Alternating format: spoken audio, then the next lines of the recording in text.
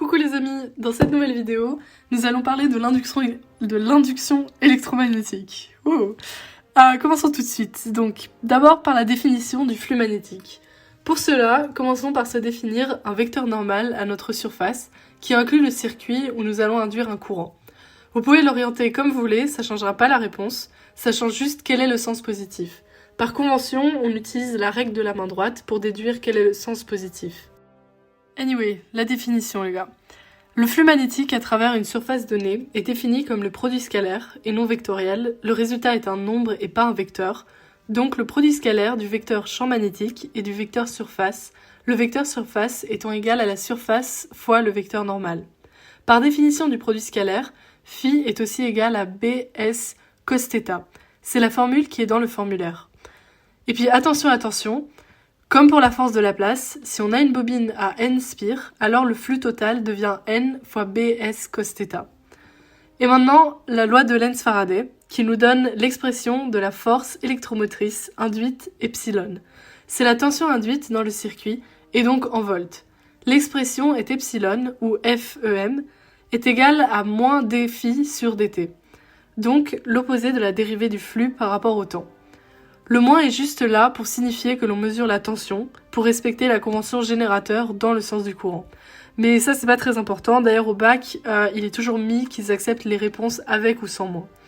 Tout ça veut dire qu'il y aura une force électromotrice induite si et seulement si le champ magnétique varie, la surface atteinte varie, ou si l'angle entre B et N varie.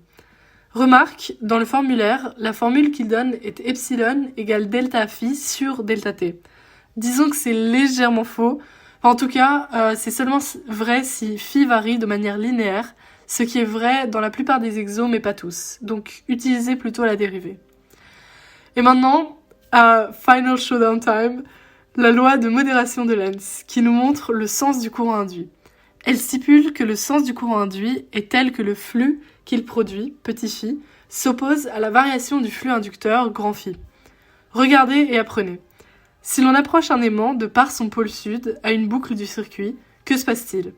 Déjà, on oriente le vecteur normal, ce qui est arbitraire, et le vecteur champ qui ne l'est pas. Remémorons-nous le spectre d'un aimant droit.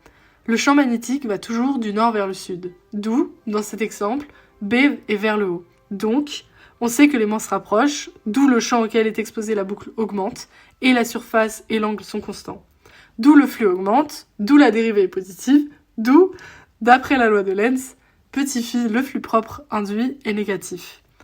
Or, si c'est négatif, ça implique que cos θ est égal à moins 1, donc θ égale 180 degrés. Donc le champ propre, petit b, est vers le bas. Et donc, d'après la règle de la main droite, I est dans le sens horaire, I est négatif. Honnêtement, si vous avez bien compris, au bac, vous pouvez directement passer de petit phi est négatif à I est négatif, et ensuite déduire l'orientation à partir du sens positif défini. Voyons encore deux scénarios, pôle nord se rapproche. Grand B est dans l'autre sens, et il augmente toujours. D phi sur dt est positif, petit phi négatif, d'où I négatif, et du coup, anti-horaire. Et puis si le pôle nord s'éloigne, alors phi diminue, d phi sur dt diminue, d'où petit phi est positif, et donc I aussi. I est dans le sens horaire. Ou anti-trigonométrique, c'est plus cool. Bon, petit tip quand même, c'est pas une règle, mais plutôt une rule of thumb. C'est pratique d'orienter son vecteur n dans le même sens que B, grand B. Comme ça, phi toujours positif, on doit pas raisonner en valeur absolue et c'est plus simple. Mais bon, c'est comme vous voulez, ça revient au même. On va pas détailler, mais si vous n'êtes pas convaincu, voici le dernier cas de figure, résolu avec un vecteur n vers le haut et vers le bas. Ça donne strictement le même résultat. Et voilà, c'est tout pour aujourd'hui.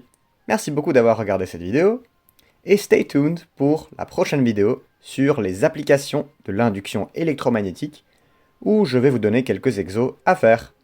En attendant, je vous les mets dans la description si vous voulez déjà les faire. Et voilà, on va les corriger dans la prochaine vidéo. Merci beaucoup d'avoir regardé cette vidéo.